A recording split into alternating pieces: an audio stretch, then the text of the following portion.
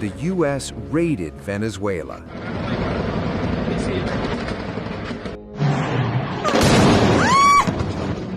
Daring mission inside Caracas.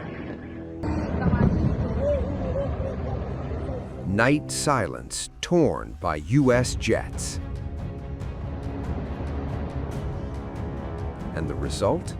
Nicolás Maduro and his wife were captured by U.S. forces.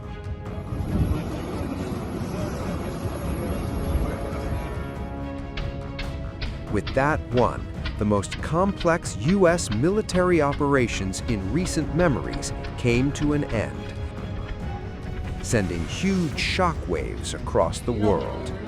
So how did the operation unfold? General Dan Kane break it down. Last night, on the order of the President of the United States and in support of a request from the Department of Justice, as the President said, the United States military conducted an apprehension mission in Caracas, Venezuela, to bring to justice two indicted persons, Nicolás and Cecilia Maduro.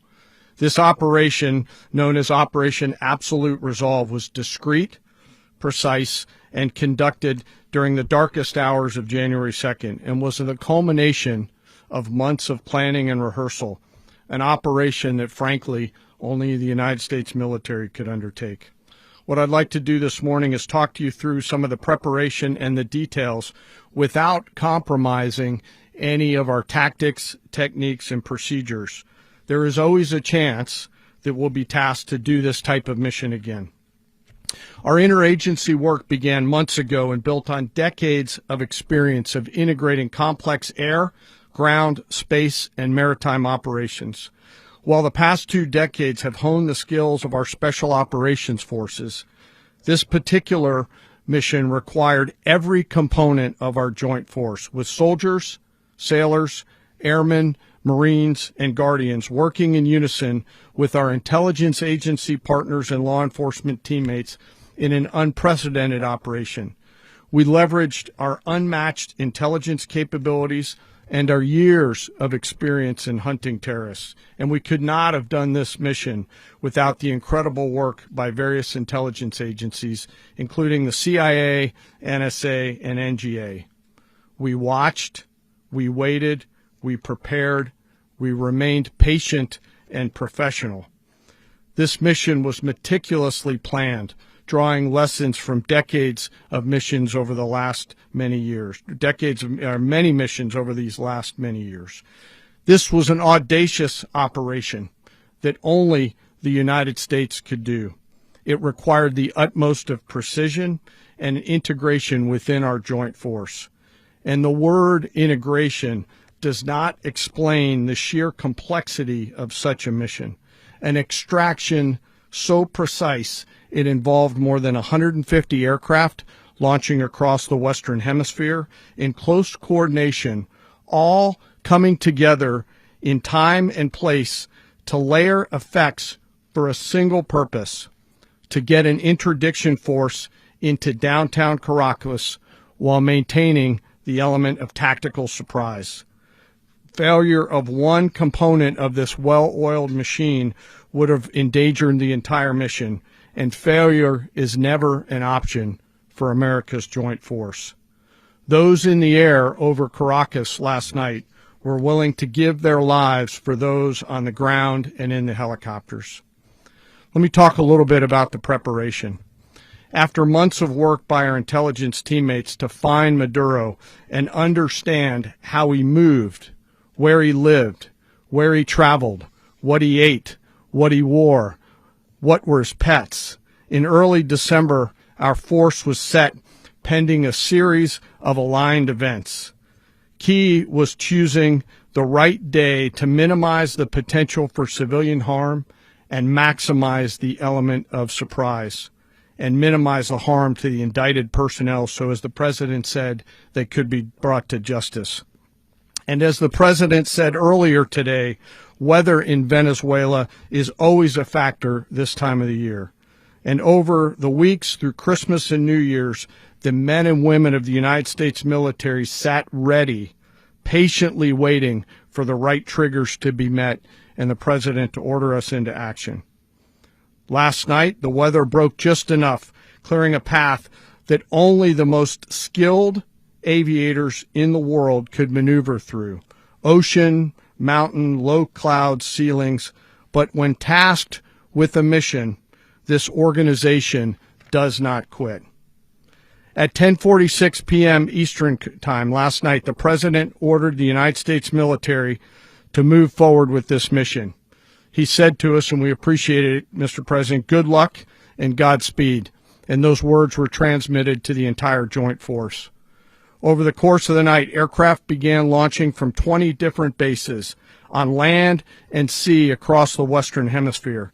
In total, more than 150 aircraft, bombers, fighters, intelligence, reconnaissance, surveillance, rotary wing were in the air last night. Thousands and thousands of hours of experience were airborne. Our youngest crew member was 20, and our oldest crew member was 49, and there's simply no match for American military might. As the night began, the helicopters took off with the extraction force, which included law enforcement officers, and began their flight into Venezuela at 100 feet above the water.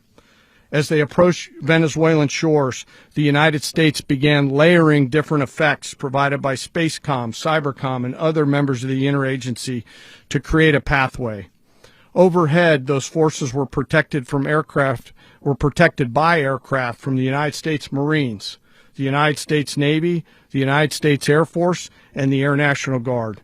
The force included F-22s, F-35s, F-18s, EA-18s, E-2s, B-1 bombers, and other support aircraft, as well as numerous remotely piloted drones. As the force began to approach Caracas, the Joint Air Component began dismantling and disabling the air defense systems in Venezuela, employing weapons to ensure the safe passage of the helicopters into the target area. The goal of our air component was, and always will be to protect the helicopters and the ground force and get them to the target and get them home. As the force crossed the last point of high terrain where they'd been hiding in the clutter, we assessed that we had maintained totally the element of surprise. As the helicopter force ingressed towards the objective at low level, we arrived at Maduro's compound at 1:01 a.m. Eastern Standard Time, or 2:01 a.m. Caracas local time, and the apprehension force descended into Maduro's compound and moved with speed, precision, and discipline towards their objective and isolated the area to ensure the safety and security of the ground force while apprehending the indicted persons. On arrival into the target area, the helicopters came under fire, and they replied with that fire with overwhelming force in self-defense. One of our aircraft was hit but remained flyable, and as the President said earlier today, all of our aircraft came home, and that aircraft remained flyable during the rest of the mission. As the operation unfolded at the compound, our air and ground intelligence teams provided real-time updates to the ground force, ensuring those forces could safely navigate the complex environment without unnecessary risk.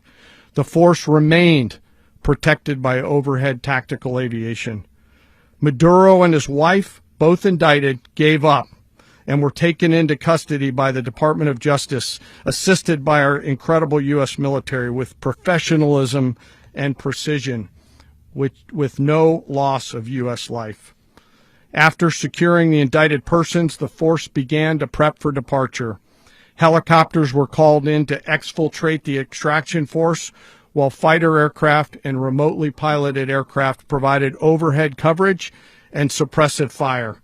There were multiple self-defense engagements as the force began to withdraw out of Venezuela. The force successfully exfiltrated and returned to their afloat launch bases, and the force was over the water at 3:29 a.m. Eastern Standard Time with indicted persons on board, and both Maduro and his wife were embarked aboard the USS Uwajima.